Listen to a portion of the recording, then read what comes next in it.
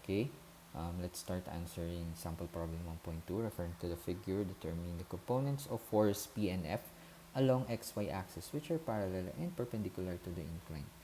And as you can see, class, now we have this given force system, given two forces. Nilagay ko na dito yung given, class. Nilagay pa natin yung mga kailangan natin makuha dito, no? Ayan, so meron tayong inclined plane given its slope 3 and 4 for its rise and run. And slopes din, class, yung given sa ating mga forces.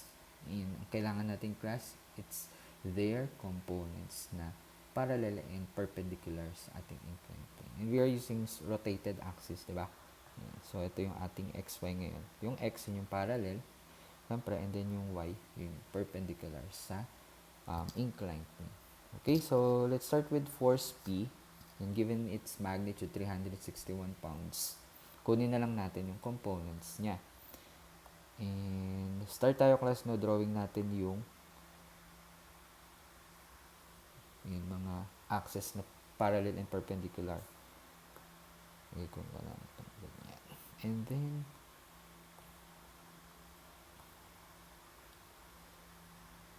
so, okay. So, these are the axes parallel and perpendicular to inclined plane. And then, i-drawing ko lang, class, no, yung perpendicular. Yeah, so this is perpendicular. This is parallel to inclined plane. So, ito yung mga components niya. We have P sub y and then P sub x. Okay? So, as you can see, class, no, ito ay right angle and therefore, this is a right triangle. We can use SOHCAHTOA, no, to find those P sub y, no, and P sub x, which is also the side of ating right triangle. Kaya ang kailangan na lang natin, class, no, what would be this angle. Kailangan may angle tayong makuha, class, para mahanap natin yung mga length ng sides na yan or yung components ng ating force P. Okay, so angle theta, let's say for example angle theta, and if given an angle, pwede natin makuha yung P sub x niyan, which is equal to P cosine theta, since yung ating P sub x may kadikit niya yung angle theta. So, siya yung cosine.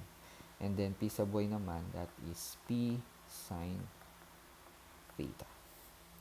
Okay na to, class, kasi may given na tayong P. Kaya lang, wala tayong theta. Ito yung kukunin natin, no? Pero, class, given this case, no, ating scenario sa ating problem, inclined plane, meron tayong given angle dito or slope. Ito din, may given slope din dito. So, pwede natin makuha to, class, no? So, mag-drawing lang tayo muna ng line, horizontal line from this horizontal line. Okay? So, gawin ko lang siyang yan, hidden. Alright, and then, pwede natin to, class, makuha actually itong angle na to. So, angle alpha, for example, angle alpha. So, ano lang yan, class, na SOHCAHTOA lang din. So, arctangent of 3/4. So, tangent kasi opposite over adjacent.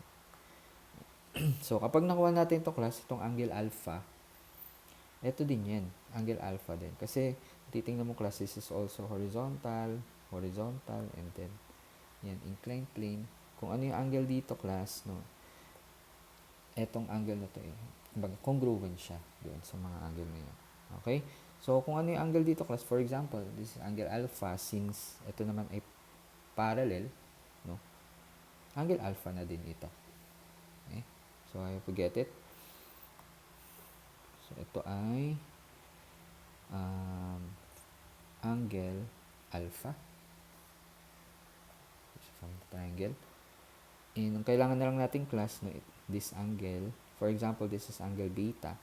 Ayan, angle beta. Para makuha natin yung angle theta. Siya yung, kumbaga, sum ng angle alpha and angle beta. Okay? So, paano naman natin kukunin itong angle beta? May kita nyo, class, no? we have this triangle. So, ito yung slope ng ating force P and with respect to horizontal and vertical axis. Ito din yun, class. No, kung nakuha natin to class, ito din yun. Okay?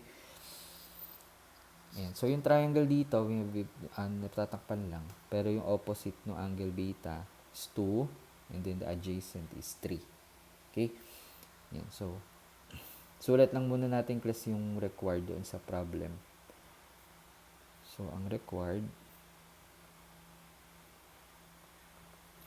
ayan. So, P sub x, P sub y, and then later on, kukunin din natin yung f sub x and f sub y. Okay? So, for the solution, get that alpha.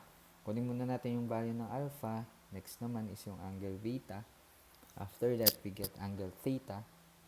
So, para makuha natin yung values ng px and py using this formula. Okay? So, angle alpha using this triangle, as you can see, no, given yung opposite and adjacent. Therefore, tangent tayo. And arctangent para makuha natin yung angle in degrees. So, 3/4 ito. Okay, therefore, angle alpha is equal to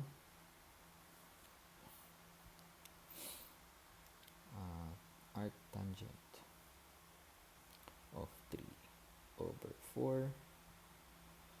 We have 36.86989764584 degrees.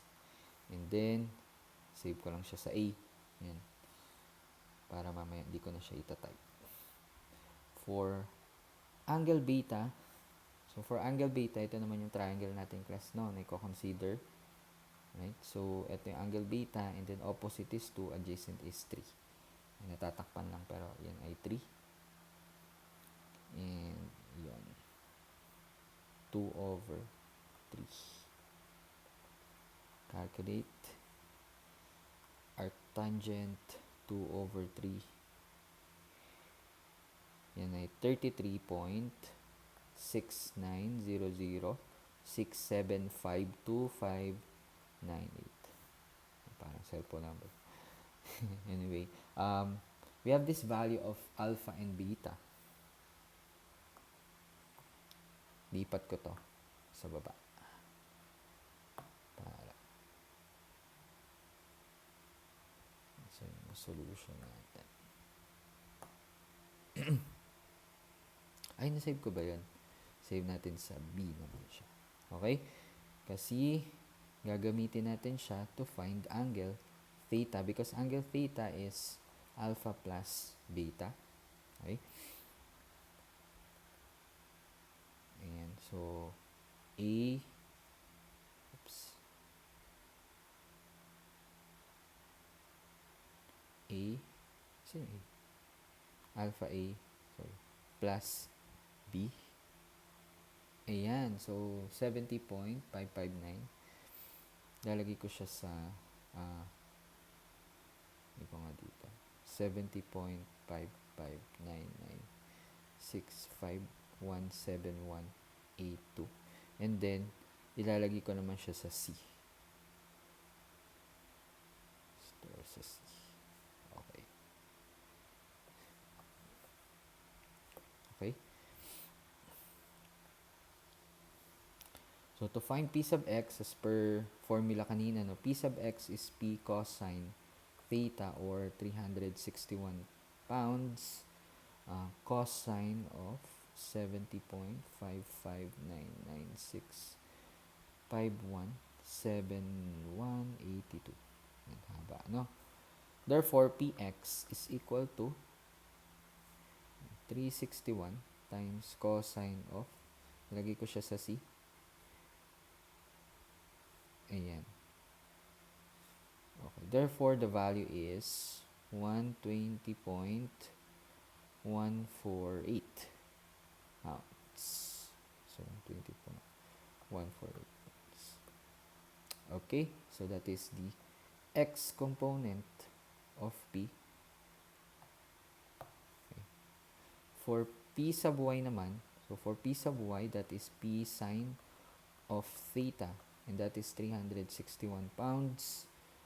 Sine of 7. Copy ko na lang.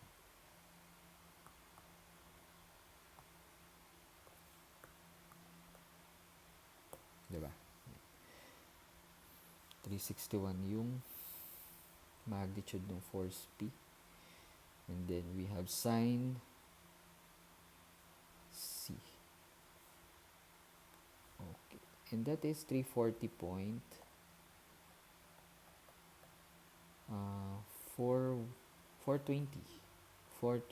pounds. Okay. So, P sub Y is 340.420 pounds. Siguro lagay lang din natin yung direction. So, P sub X, so you can see no, pa upper left siya. And then P sub Y is lower left. Parang ganito. Since kasi ito ay vector, yun na lang yung ating direction. Di naman pinapahanap yung angle. But, include lang natin. Alright, so these are the components of P. Parallel and perpendicular to the inclined plane. So, ito na yun. No?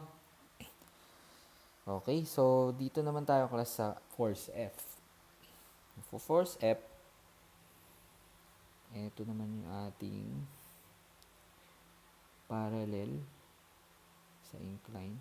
Drawing ko lang. Okay, and then, yung perpendicular, copy ko na lang ito siguro. Eto. Okay. So, yung ating F, color green na lang din siguro. F sub Y, ito.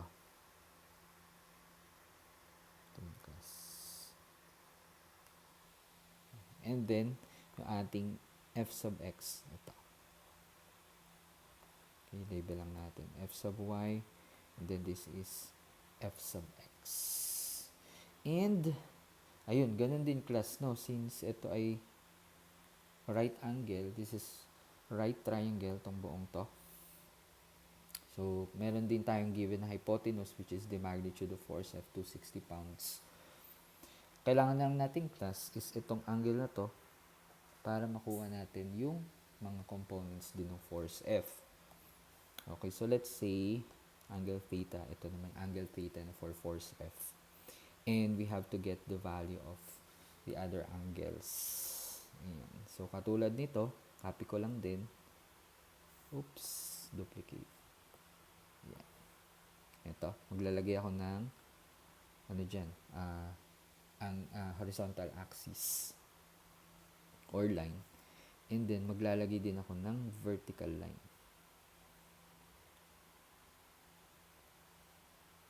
Dito. Okay. Naman tayo nakitang line, no? Pero class, no, as you can see, di ba na-compute na natin itong angle alpha na to? Ito din yan. This is angle alpha. Okay? Since horizontal to horizontal. And then class, no, since ito ay parallel dito sa incline, itong angle na to, this is also angle alpha. So, and nakuha na natin yung class, nakuha na natin yung value ng alpha. Alpha. Okay? Ano pa yung kailangan natin makuha? So, kunin natin class yung angle na ito. Ito class. Ito. So, ibang angle naman. Angle gamma na lang. So, let's say for example that is angle gamma. And, kung napapansin nyo class, no, if we use this slopes no, ng ating force F, kung nakuha natin yung angle na to, ito din yan. Diba? So, vertical to. Tapos ito, same line. Okay? So, this is also angle gamma. So, pwede natin makuha to. Ito, nakuha na natin. And, napapansin nyo class, no, this, since this is horizontal line and vertical line, the angle between them is 90 degrees. Ito, 90 degrees. So, para makuha to, itong angle theta na yan, so 90 degrees minus itong gamma minus alpha. Okay? Ito, sulat na lang natin. For force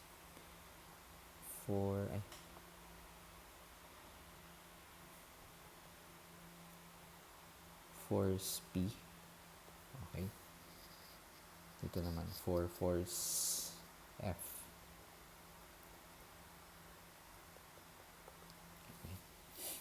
Okay. So, yung angle alpha, copying ko na lang dito. Mga Singapore. Pero, ayun, meron tayong value niya. Kailangan na lang natin, class, no, what is the angle gamma. So, dito ko na lang lalagay. Angle gamma is equal to an opposite over adjacent angle gamma. Therefore, this is arctangent of 5 over 12. Therefore, 5 over 12. Ayan. So, we have 22.61986494804 degrees.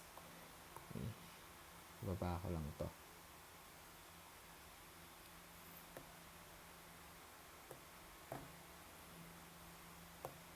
Lipat ko lang dito. Okay. Save ko ba? Hindi ko saan pa na-save. Save natin sa D. Okay? Ayan. So, dahil meron akong dalawang angle na yan, so sabi ko kanina, di ba? Angle theta is equal to 90 degrees minus alpha minus gamma. Therefore, angle theta, ito yung angle theta para sa force F. So, 90 minus, so sinib ko siya dito kanina sa A. Diba? Yung alpha. And then minus, sinib ko naman siya dito sa D. Okay. Equals. So, 30.510.237.40612 degrees. Okay. Save ko naman siya sa E. Okay. Mabot ng E.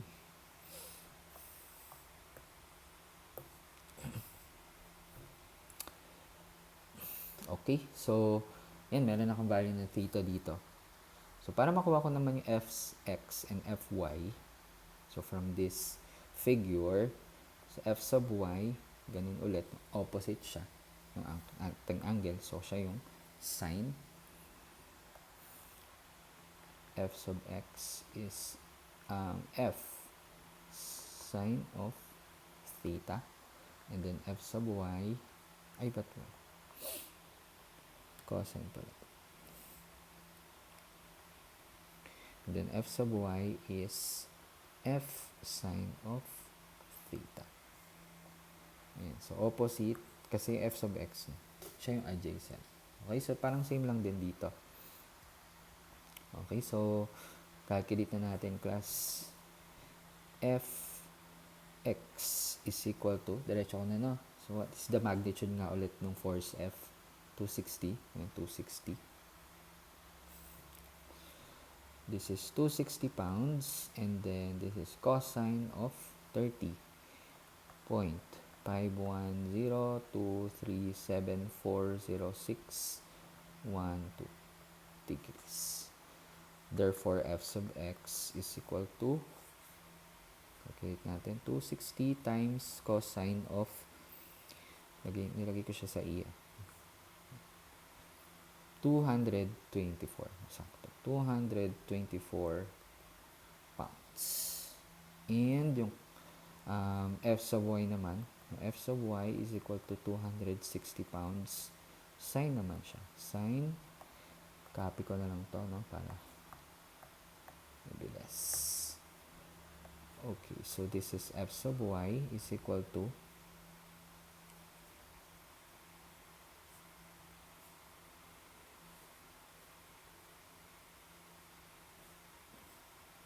132.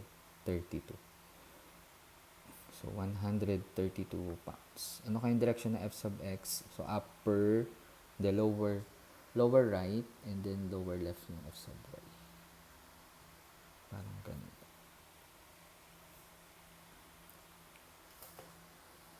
Ay, hindi, sorry. Parang pala. Tama ba? Ayan, sige. So, for its direction. Hindi man kinapakuha yung um, angle. Okay na yun. Okay, so for this, force f sub x and f sub y. Right, so this is for sample problem 1.2. I hope you get it and palinaw sa inyo, no? Ayan. Thank you very much.